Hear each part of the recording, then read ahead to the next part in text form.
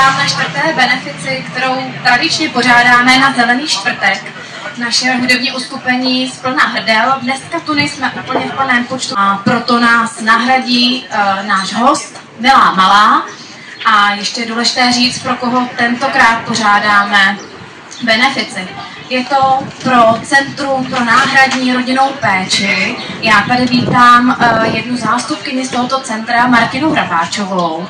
Já děkuji moc za pozvání, děkuji moc, že jste se rozhodli podpořit naši činnost. Centrum pomáhá, tak jak to tady máme napsáno, osvojitelským, to znamená adoptivním a pěstounským rodinám s dětmi. A tady máme, co všechno pro ně děláme.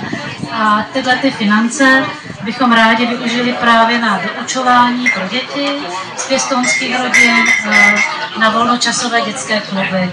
Abychom trochu jednak odlehčili pěstounům, především příbuzenským, kde v péči třeba o děti se starají pro rodiče, anebo v rodinách je více dětí, a abychom zase dětem umožnili zažít nějaké hezké zážitky.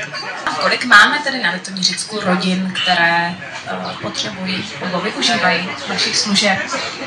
Tak my celkem teď máme něco přes 240 pěstounských rodin a 55 adoptivních rodin, které každý rok jako s náma spolupracují.